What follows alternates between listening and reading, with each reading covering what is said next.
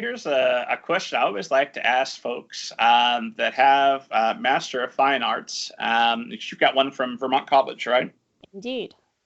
And I'm forever debating what do you feel that MFA has brought to your career, and was it worth both the investment of time and of money?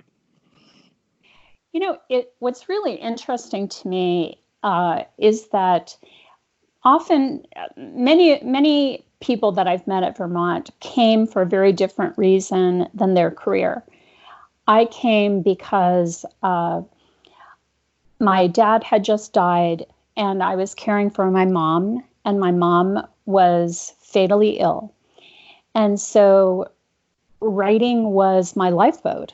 And doing my MFA at that point and having to write and being able to disappear into another world every day is really what kept me alive through a horrible and sad period. Now, there were many things that I got out of that experience. I really learned how to look at my work critically. My writing really took off. My writing partners at that point were so impressed that one of them actually went to Vermont because she saw the progress that I had made in my writing. Now, ironically, after I graduated, a couple in my town decided to open a bookstore, and I walked in there one day. There was 2 chairs, 2 tables, and a computer. That was the only thing that was there. And I said to them, I have a background in marketing and I have a background in books. And I showed them the hundreds of books that I had read during my MFA, all the children's books that I had read. And I said, if you ever need help with your children's department, let me know. And they said, well, can you start Monday? So clearly they had no experience in book selling, or they probably wouldn't have suggested it. But that began my 8-year odyssey as a bookseller. And so there were all sorts of things that came out of the experience of going to Vermont, as well as a writing community that is really connected. The alumni are really supportive of each other and pretty visible. If you look at the ALA Awards, which were announced, you'll see there's usually a few Vermont names in there. Not mine. Not yet. I don't really see that happening, but that makes sense to me. So, okay, so there you are. Had you wanted to be a writer prior to going to the MFA? When did you realize you were a writer and this was something that was going to be a lifelong passion? Well, I think it always was a lifelong thing. When I was growing up, I was the kid who painted and drew and who danced and did ceramics and photography and who was on the literary magazine. I was always that creative person. And when I went to college, I didn't have time to do all of those things, but I was still writing fabulously terrible poetry. And I was brought into a writing workshop that was pretty prestigious at the time with a poet named Roland Flint.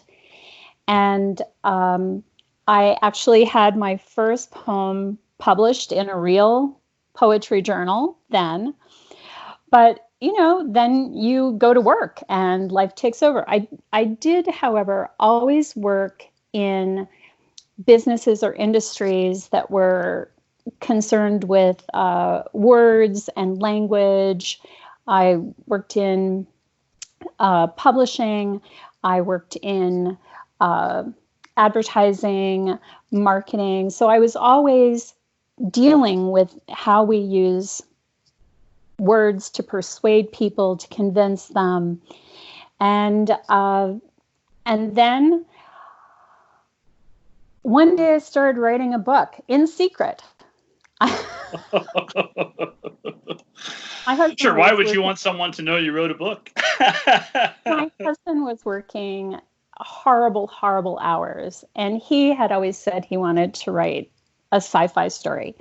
And I thought, I can't tell him that I'm writing a book while their kids are off in school, right? I just can't reveal that I'm doing this because he's working so hard. And one day... So it was an act of kindness. I apologize for laughing.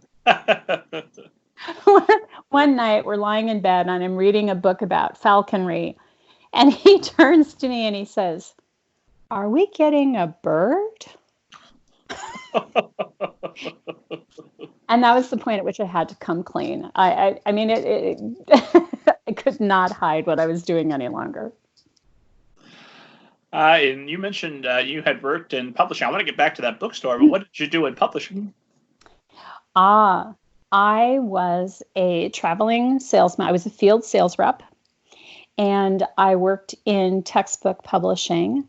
And my job was to visit every college outside of Philly and Pittsburgh. I was in Pennsylvania. I lived in State College, and I traveled the state talking about introduction to psychology, introduction to econ, English comp, etc. So that's what I did. And I assume you had to be pretty knowledgeable about the books themselves to better sell them, so that you had to have had a wide breadth of knowledge by the time you were done. Above and beyond, I mean, I think that would be above and beyond college, because if you're in college, maybe you read the book, maybe you don't, you get the grade. But if your livelihood depends on you knowing what's in the books and being able to sell them, I imagine you have a mastery beyond that. Yeah, you don't have time to read everything. You know, even today, most field sales reps have read only a fraction of the books that they have to sell. You have to know what the book is about. You have to have an understanding of the pedagogy. You have to have an understanding of the competition. But really, I know no more about, introduction to linguistics than I did before I did that job. And then so let's get back to the bookstore. 8 years, and I assume you're as good as your word. You're selling the children's books like nothing they've ever seen.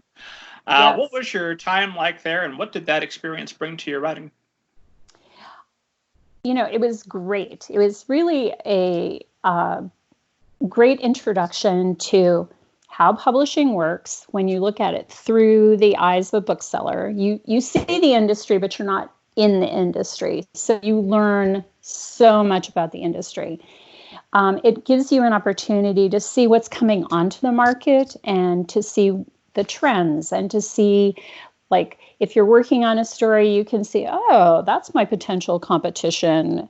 You expand your learning base so much. And